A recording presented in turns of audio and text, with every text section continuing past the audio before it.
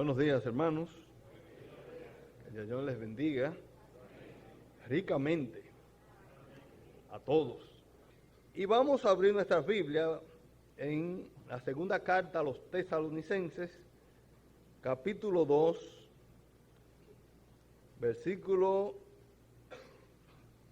15.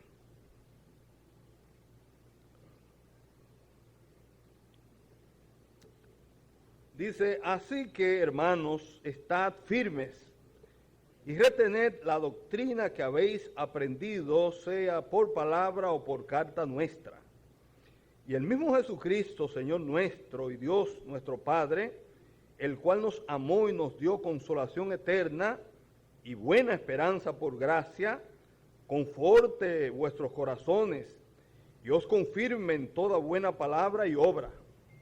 Por lo demás, hermanos, orad por nosotros, para que la palabra del Señor corra y sea glorificada, así como lo fue entre vosotros, y para que seamos librados de hombres perversos y malos, porque no es de todos la fe, pero fiel es el Señor que os afirmará y guardará del mal.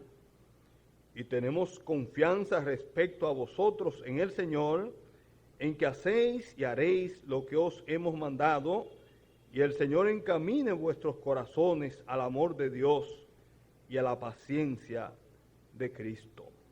Padre bueno que estás en los cielos, nuevamente venimos ante tu santa y divina presencia para alabarte y glorificarte, porque tú eres digno de toda alabanza, toda gloria y todo honor. Y rogarte, Padre, que tú me use con poder en esta mañana para traer palabra que sea de edificación, palabra buena, palabra tuya. Y que todo en esta mañana podamos salir edificados. Si hay algún amigo presente, que también esa palabra tuya que es viva y es eficaz y más cortante que toda espada de dos filos penetre en los corazones de amigos aquí presentes y puedan venir a Jesucristo humillado y les reconozcan como su único y suficiente Salvador. Todas estas cosas las pedimos, dándote las gracias por todo, en el nombre de tu Hijo amado, nuestro Señor y Salvador Jesucristo. Amén. Así que, hermanos, así que es una conjunción coordinante, o lo que se llama una conjunción inferencial, que podría también ser traducida como entonces, en consecuencia, en vista de todo lo que se ha dicho arriba, hermanos, estad firmes. Aunque los hermanos, y ya el apóstol Pablo había hablado sobre ello, no estaban en el día del Señor, que como ya ustedes saben, es un día de juicio. Será un día de juicio, el día del Señor, y nunca podrían estar la iglesia, entendemos nosotros por la palabra, la iglesia no va a pasar por ese día, y eso podemos nosotros apoyarnos leyendo en primera Tesalonicenses, esta vez primera, versículo 10, nos dice allí, y esperar de los cielos a su Hijo, al cual resucitó de los muertos, a Jesús, dice, quien nos libra, ¿de qué? De la ira venidera. Y esa ira venidera no se está refiriendo al infierno, se está refiriendo a ese día de juicio, el día del Señor. Ellos sabían que no iban a pasar por ese periodo tan difícil que vendrá. Para los que han rechazado el día de hoy, que es día de gracia, es día de salvación, el día de hoy. Y le decimos a los amigos que aprovechen el día de hoy, porque todavía la gracia del Señor está manifestada. La gente puede decir cualquier cosa del Señor y no le pasa nada.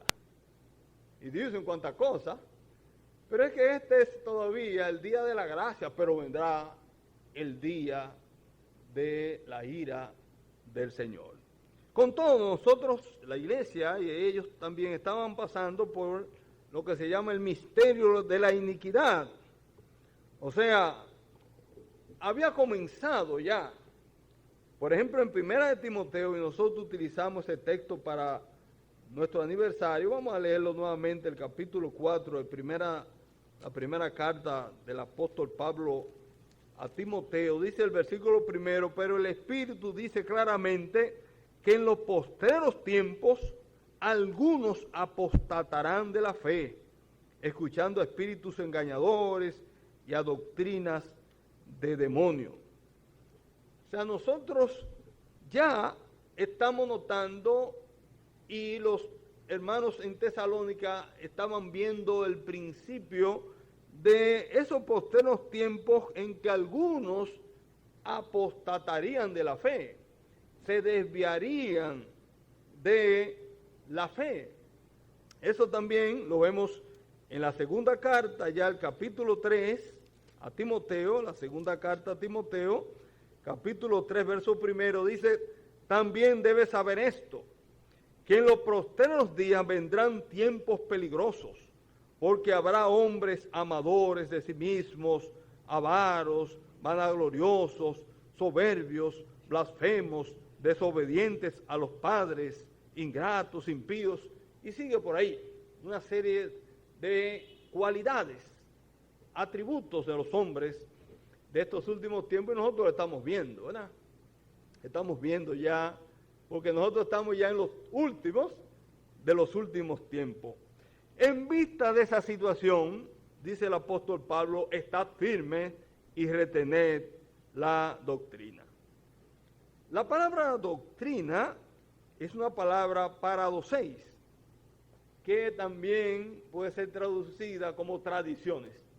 Pero no está hablando de tradiciones en el sentido de cosas de los hombres, tradiciones de los hombres, sino de doctrinas del Señor. Muchos estudiosos han tomado eso para hablar de la necesidad de mantener tradiciones. Y sabemos, por ejemplo, en el caso de la Iglesia Católica, Apostólica y Romana, por ejemplo, que tiene una serie de tradiciones. Para ellos las tradiciones tienen un mismo nivel que la Biblia. Por ejemplo, hay tradiciones como lo que es la transustanciación, que ustedes han oído mencionar, que ellos dicen que los símbolos del pan y el vino se convierten, el pan en el mismo cuerpo del Señor y el vino la misma sangre del Señor. Nosotros sabemos que eso no tiene apoyo en la palabra. Nosotros sabemos, y lo enseñamos y lo practicamos, que el pan es un símbolo del cuerpo, que la copa o el vino o el fruto de la vid no es más que un símbolo de la sangre de nuestro Señor. Entonces, nosotros no creemos en ese tipo de tradiciones. Lo mismo tienen traducciones como la Inmaculada Concepción de María. Ellos enseñan que María nació sin pecado. Eso no tiene sostén en la Biblia. Como rezar a los santos y una serie de tradiciones. No es a eso a lo que se está refiriendo aquí, sino se estaba refiriendo a doctrinas verdaderas, doctrinas bíblicas. Y dice que ellos debían retener esa doctrina y estar firme. Tanto estar firme como retener son verbos que están en el tiempo presente continuo y en el modo imperativo, o sea, son mandamientos, son mandatos. Cuando habla de tiempo presente continuo, es que deben continuar. No es que hoy yo la retengo y mañana la dejo, ¿no? Sino permanentemente mantenerse reteniendo y estando firme en la doctrina. Llama a los creyentes, por lo tanto, a mantenerse espiritualmente estables debido a los muchos y fuertes vientos de falsa doctrina que siempre soplan en el paisaje de la historia humana. Hay hermanos que hoy están soplando una cosa y por allá van. ¿Qué están que ir para allá? Hermano, hay que mantenerse firmes y retener la doctrina. Retener es un verbo, krateo, que primero significa ser fuerte, poderoso. Por lo tanto, gobernar, ser maestro, prevalecer, significa aferrarse a algo con fuerza y con tal fuerza que no se pueda perder lo que tienen retenido ni se lo puedan quitar. Por ejemplo, se toma como algo que puede ilustrar acerca de esa manera de retener la sana doctrina, lo que leemos en los Hechos, capítulo 3. Vamos a los Hechos, capítulo 3, el versículo 11, está hablando de aquel cojo que Pedro y Juan se encontraron con él mientras subían al templo y él estaba allí en la puerta de la Hermosa. Dice el versículo 11, y teniendo asidos a Pedro y a Juan, el cojo que había sido sanado, todo el pueblo atónito concurrió a ellos al pórtico que se llama de Salomón, teniendo asido. Ese cojo que nunca había caminado, posiblemente tenía bien agarrado, pero como dije, no me lo quiten.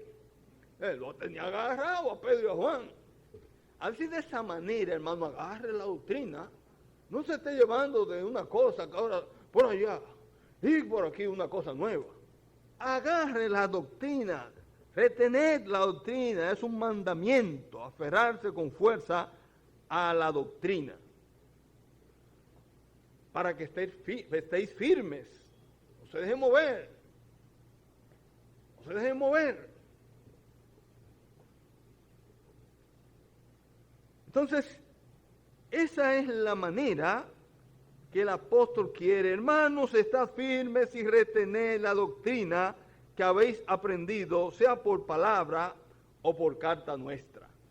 Ya anteriormente había enfrentado un rumor que había de que ellos estaban ya en el día del Señor.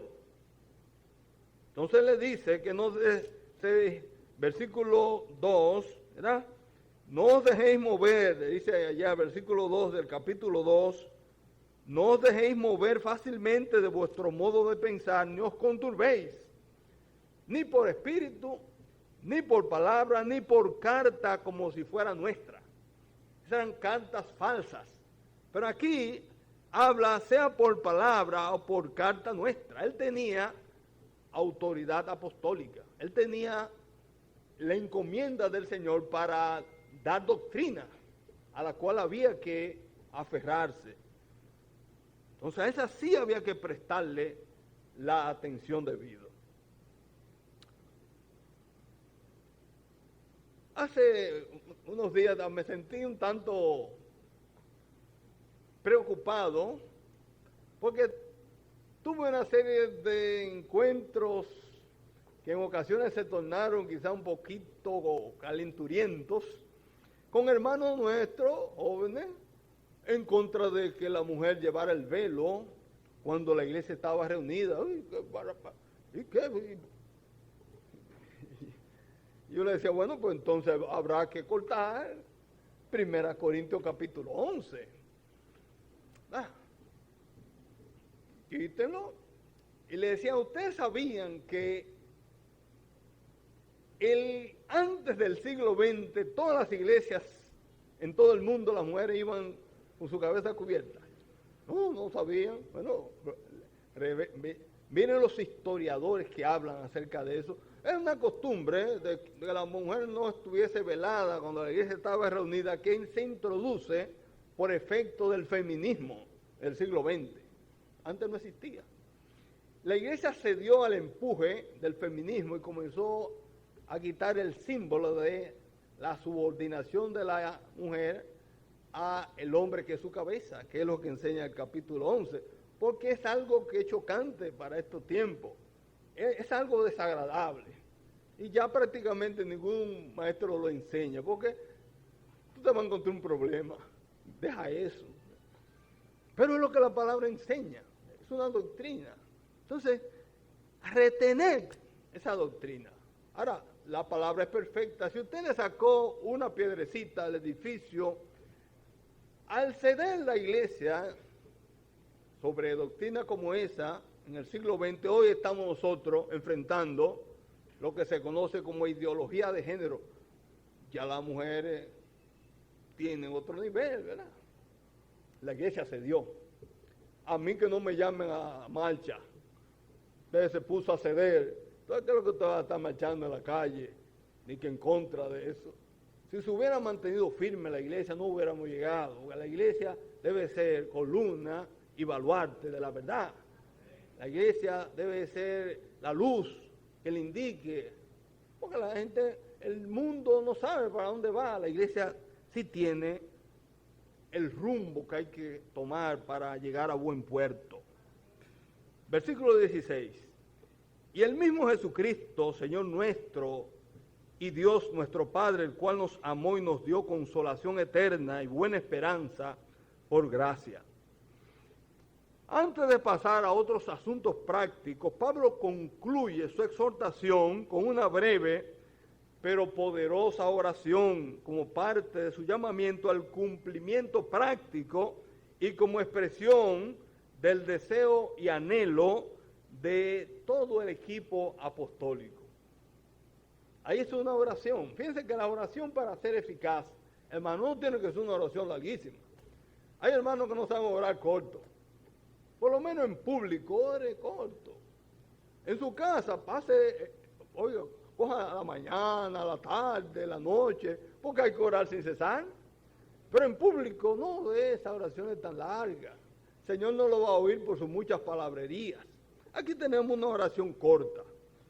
Y fíjense qué modelo. Y el mismo Jesucristo, Señor nuestro y Dios nuestro Padre, el cual nos amó y nos dio consolación eterna y buena esperanza por gracia.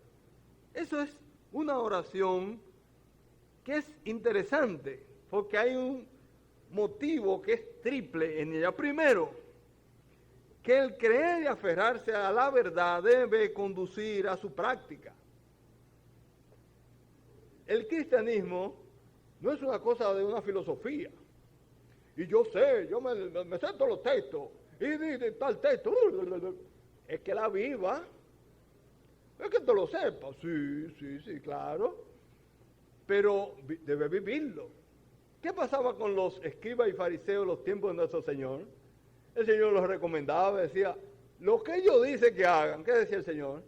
Háganlo. ¿Por qué? Ellos se sientan en la cátedra de Moisés, ellos enseñan bien. Ahora, como ellos hacen, no hagan porque dicen y no hacen, eran hipócritas. Se sabían la Biblia. ¿Dónde van a nacer Mesías? No, el Mesías van a nacer en Belén de Judea porque así está escrito por los profetas, pero no fueron. No fueron a ver si era verdad que había nacido el Mesías.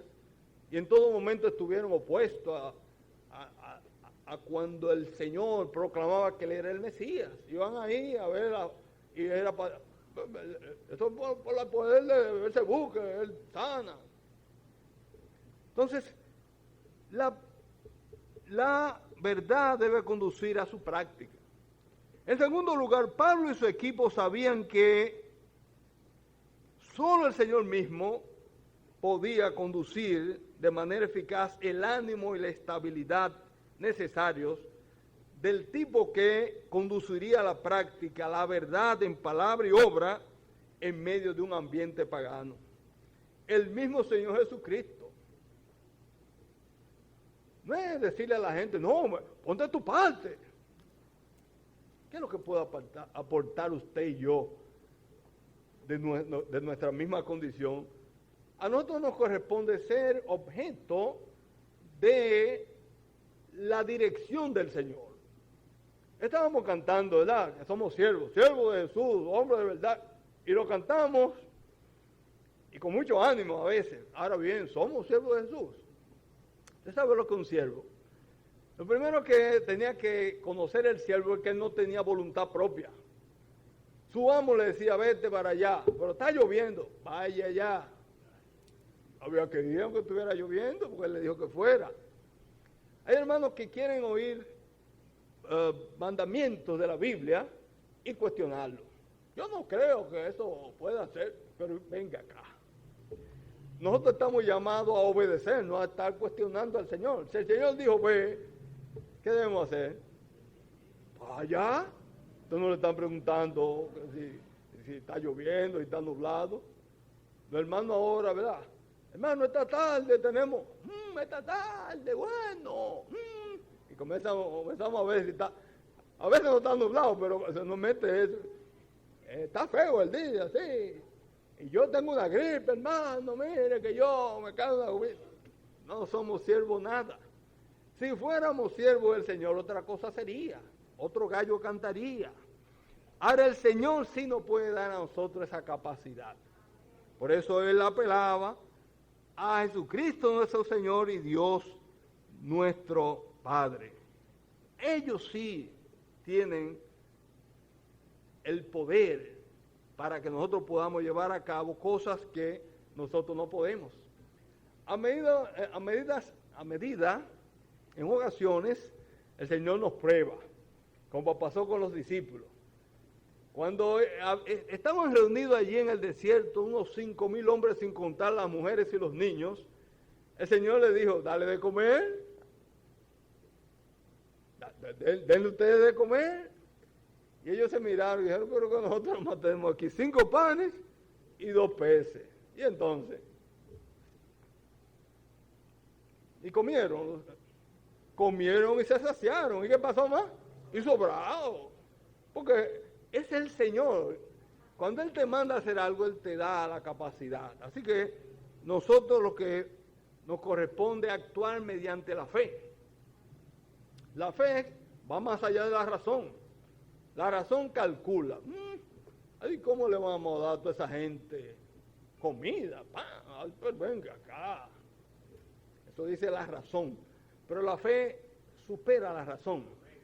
Entonces la fe ve más allá, ve al Señor.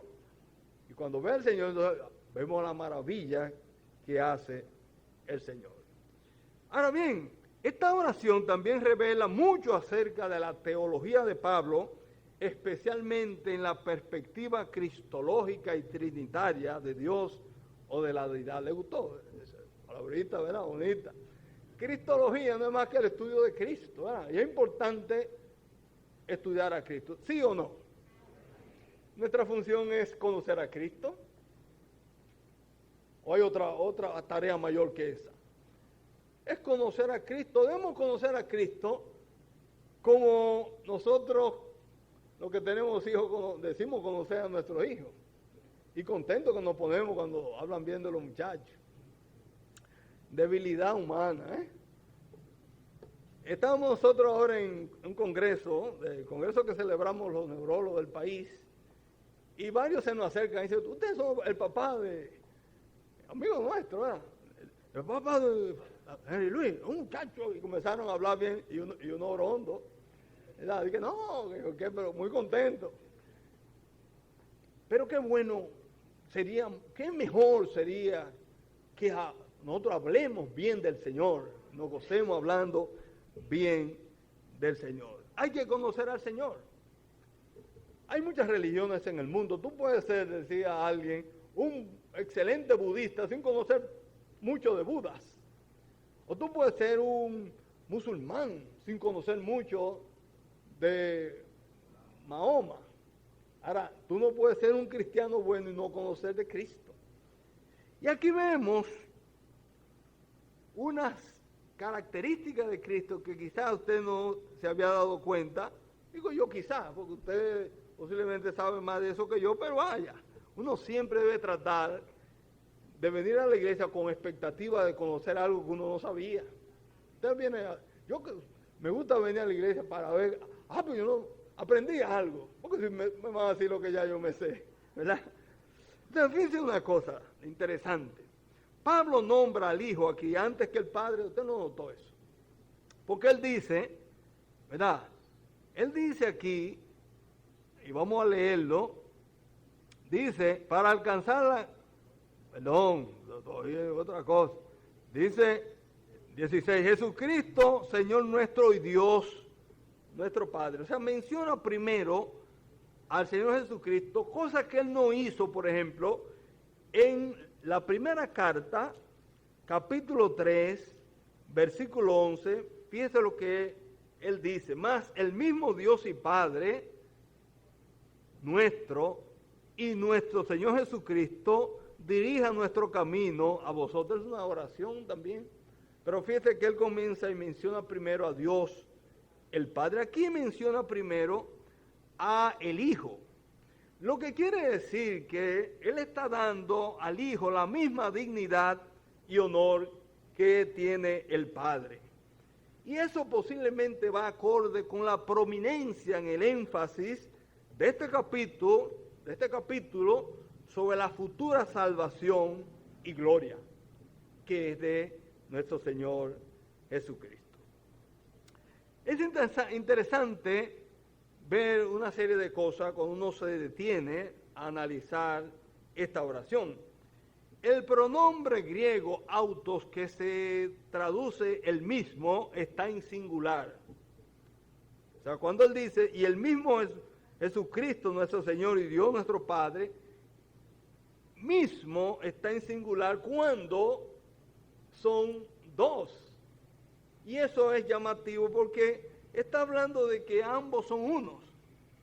Porque también los demás verbos están en singular, dice nos amó y nos dio. Estos nos amó y nos dio, dos participios singulares, cuyas acciones son aplicables tanto al Hijo como al Padre, y habla de que los dos son una sola persona.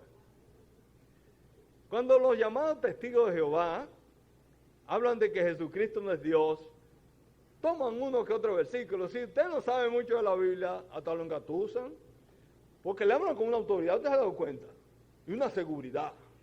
Y dicen Juan 1:1, y te leen allí, y te dicen, ¿cómo dice Juan 1:1? Yo no me acuerdo. En el principio era el verbo, y el verbo era con Dios, y el verbo, bueno, ellos dicen, y el verbo era un Dios. Entonces, si usted no sabe, porque usted le da mucho sueño cuando va a la iglesia, hay hermanos que llegan a la iglesia le cae un sueño, pero yo lo he visto en cumpleaños muy despierto, y usted lo ve, ¿no? Entonces, a usted le ha pasado que muchos hermanos que se duermen en la iglesia, usted lo ve en velorio, 11 de la noche, los ojos muy abiertos, haciendo cuentas. Pero a las 8 aquí están, usted lo ve que están con un sueño grande. Entonces hay que poner atención para aprender, naturalmente. Entonces, fíjense bien, si ellos le hablan así, usted nada más se sabe ese versículo, usted dice, oye, parece que tiene razón. Además de que una mala traducción, hay muchos otros versículos. Aquí tenemos uno donde nos habla que Dios el Padre y Dios el Hijo son lo mismo. Usted recuerda Juan capítulo 10, versículo 30.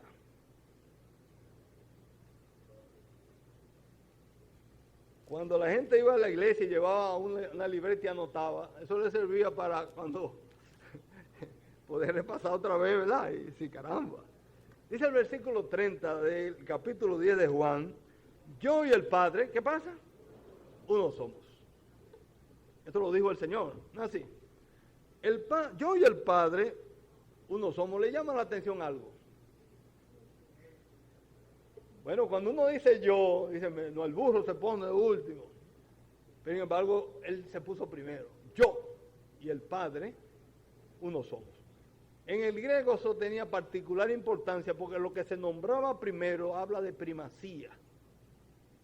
Sin embargo, él ahí hace una declaración asombrosa. Yo y el Padre. Entonces vimos que nos amó y nos dio, son participios singulares, con acciones aplicables tanto al Hijo como al Padre. A veces cuando venimos a la comunión,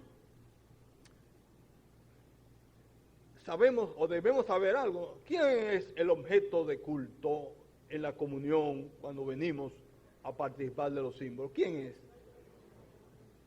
El Hijo que dio su vida, así, porque eso fue un deseo muy del Señor. Fíjense que el Señor no habló de otra reunión. Pablo dice en primera carta a los Corintios, vamos a ver, porque cuando uno lo lee y lo oye, se le graba más. Usted sabe que la gente en la antigüedad leía en voz alta. y había una técnica que ya no, porque las técnicas pedagógicas han cambiado muchísimo.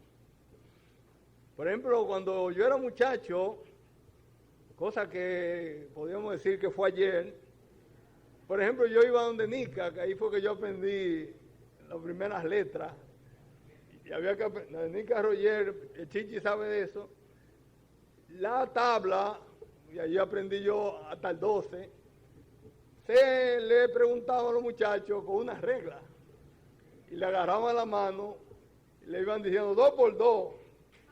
Eso sí que uno nunca se le olvidaba de que, y salía uno con la mente de nuevecita. Y no es mentira, que uno dice que le cogía odio. No, a Nica la quiero yo muchísimo. Entonces no es verdad, porque esa era una manera, podían... Pero en fin, la idea es que, quiero dejar dicho, que ha cambiado la pedagogía, pero antes se leía en voz alta y la gente podía retener mejor. Por lo tanto, vamos a ver 1 Corintios capítulo 11, versículo 17. Dice, pero al anunciaros esto que sigue, no os alabo, porque no os congregáis para lo mejor, sino para lo peor.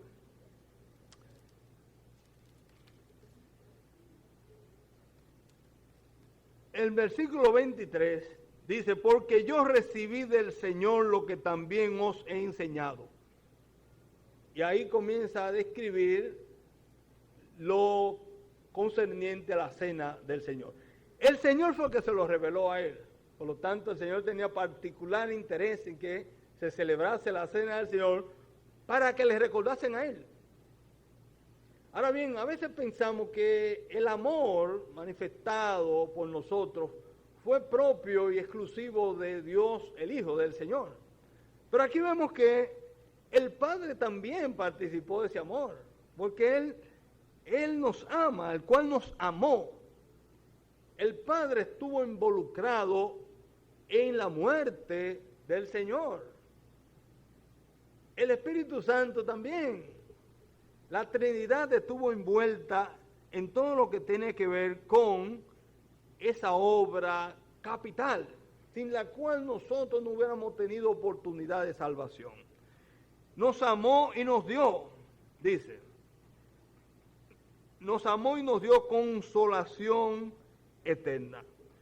Consolación o confortación es una palabra interesante en el original paraklesin. Para es junto a, klesin llamado, incluye fortaleza, incluye consuelo. Recordemos que el Espíritu Santo se conoce también como el Parakletos. Él es nuestro consolador. En los momentos de dificultades, en los momentos de dolores por los cuales todos nosotros hemos atravesado y atravesaremos o estamos atravesando, no hay mejor consolador que el Espíritu Santo. Yo fui a ver yo le digo Carmen, aunque ella es mayor que yo, a doña Carmen Roger. Ella estaba en intensivo. Ustedes saben que hace un tiempo estuvo ingresada. Yo me le acerqué, primera vez que fui a verla, y lo primero que le pregunté, me la acerqué y le dije, Carmen, ¿cómo está tu fe? Yo no le pregunté cómo se sentía, si tenía dolor, no, porque yo no era el médico de ella. ¿Cómo está tu fe, Carmen? Me asombró la manera de la alegría con que me respondió, bien, Franklin. Pero yo hasta me asusté.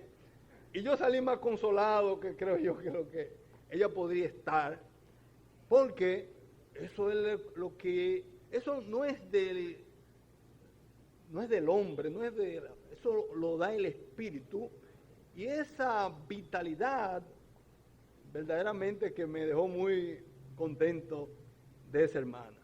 Entonces, esa es la palabra paraklesin, fortaleza, que Jesucristo nuestro Señor y Dios nuestro Padre, el cual nos amó y nos dio consolación, fortaleza. ¿Pero para cuándo? Eterna. Y dice además, y buena esperanza.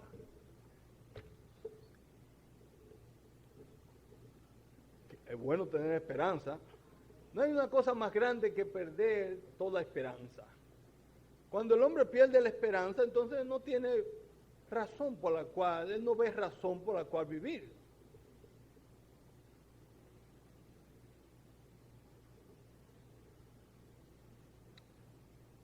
El cristianismo ha sido una, vamos a llamarle para usar un término entendible, una religión que ha sufrido más que cualquier otro movimiento. No ha habido nada comparable en cuanto a sufrimiento se refiere al cristianismo. Ustedes conocen la historia, millones de personas han dado y siguen dando su vida por causa de su fe. ¿Por qué esos hermanos dieron su vida y lo siguen dando por causa de su fe? Porque tienen esperanza. Hay esperanza. Y mientras hay esperanza, hay fortaleza. Nosotros los cristianos no tenemos que estar angustiados. Angustiados porque hay una guerra en Ucrania y en Rusia. No es que no oremos por eso. Pero una cosa es saber que hay una situación difícil que nos corresponde a nosotros presentarla delante del Señor, y otra cosa es estar en angustia y en ansiosa inquietud. Eso está bajo el control del Señor. Que van a tirar una bomba atómica, no van a tirar nada. El Señor es no solamente el creador del universo, sino el que lo sostiene. Nadie va a destruir. Él es el que lo hizo y es lo que lo sostiene. No es verdad que van a destruir nada. Nosotros sabemos, tenemos la esperanza de que todas estas cosas volverán a su normalidad. El Señor reinará aquí en la tierra y nosotros reinaremos con Él. Y la esperanza de la iglesia hoy día, hoy, es que la cosa baje, que baje el petróleo. Uno quiere que baje el petróleo, pero esa es la esperanza de la iglesia. Que la gasolina se ponga barata. La esperanza de la iglesia es que el Señor venga ahora. Esa es la esperanza de la iglesia. Así que, mientras haya esa esperanza, la iglesia estará rozagante, activa, viviendo con energía, dando testimonio ante los demás de que nosotros sí tenemos esperanza. Y termina el versículo 17 diciendo: conforte vuestros corazones y os confirmen toda buena palabra y obra. Alguien decía, algunos cristianos piensan que la palabra debería ser todo y no obrar nada. Pero las escrituras no son de esa opinión. Si nosotros vamos al original, vemos que antes que la palabra está la obra. Debería ser, si se traduce literalmente, en toda obra y palabra buena. Entonces, hay que obrar. La gente de la calle lo que ve es como uno se comporta, como uno obra, porque ellos no saben por dentro lo mío, pero sí se manifiesta con nuestra conducta. Entonces, hay muchos que hablan mucho y hacen poco o no hacen nada. Y hay otros que caen en el otro extremo, porque puede ser el otro extremo de que obran mucho, hacen muchas cosas pero no hablan. Y hay que tener el equilibrio, hay que obrar y hay que hablar del Señor. Y hay que hablar del Señor. Y el Señor, cuando hay esas condiciones, obra y palabra buena, entonces tenemos un testimonio que agrada al Señor. Nosotros obramos acorde con lo que estamos profesando. pero tenemos que dar a conocer, porque el evangelio se da a conocer por la palabra, hay que decirle al inconverso el mensaje. Hay gente que son muy buenos, que obran correcto, pero no hablan, no le dicen a nadie, no le hablan a nadie de el evangelio. Pero las dos cosas tienen que ir en conjunto. Pablo menciona tanto nuestras obras como nuestras palabras. Las dos siempre deben ir juntas.